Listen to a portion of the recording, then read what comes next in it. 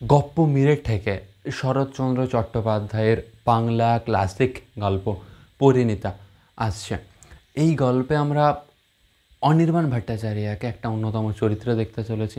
তাছাড়া এই প্রথমবার আমরা সুরঙ্গনা বন্দ্যোপাধ্যায়কে দেখতে চলেছি নায়িকা চরিত্রে।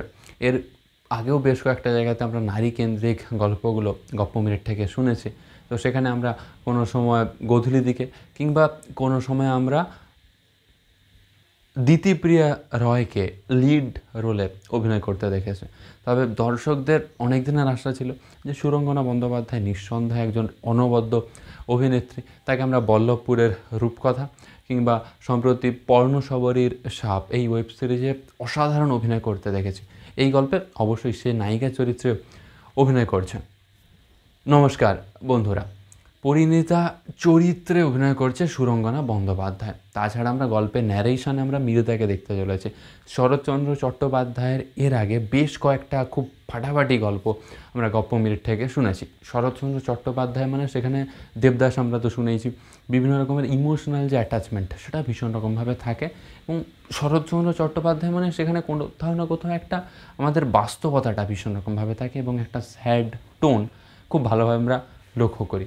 এখানে মীরদাকে তো একটা অন্যতম চরিত্রে আমরা দেখতে চলেছি। অনির্বাণ ভট্টাচার্য রয়েছে, উর্মিমালা বসু, অনুজয় চট্টোপাধ্যায়।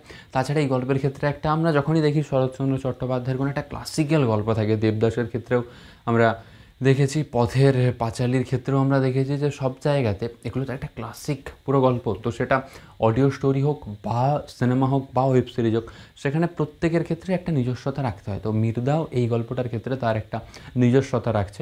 এই গল্পের ক্ষেত্রে একটা অরিজিনাল গান আমরা দেখতে চলেছি, আমার গলার হার। সেটা অবশ্যই একটা ট্রেডিশনাল ফোক সং, তবে সেটাকে নতুন রকম করে রিঅ্যারেঞ্জ করছে মীরদা। তো এখানটাতে সাউন্ড ডিজাইনের ওপর একটা প্রভাব আমরা ভীষণ রকমভাবে দেখতে চলেছি। তো সাউন্ড যখন আমরা শুনবো, এই গল্পের যে মিউজিকটা রয়েছে, ব্যাকগ্রাউন্ড যে মিউজিকটা, সেটা আমাদেরকে ভীষণ রকমভাবে আকৃষ্ট করবে। এই গল্পের চরিত্র অনেক রয়েছে এবং দর্শকদের কাছে একটা ভালো খবর যে এই গল্পে কিন্তু তাদেরকে দুটো পার্টে ওয়েট করতে হবে না, পুরো গল্পটাই একসঙ্গে আমরা পেয়ে যাচ্ছি। 2.5 ঘন্টার কাছাকাছি গল্পটা হবে এবং শরৎচন্দ্র চট্টোপাধ্যায়ের ওয়ান অফ দ্য গ্রেটেস্ট একটা, অবশ্যই এটা তো স্যাড কাহিনী, এটা নিয়ে সিনেমাও দেখেছি আমরা, হইচইয়ের ক্ষেত্রে ওয়েব সিরিজও দেখেছি।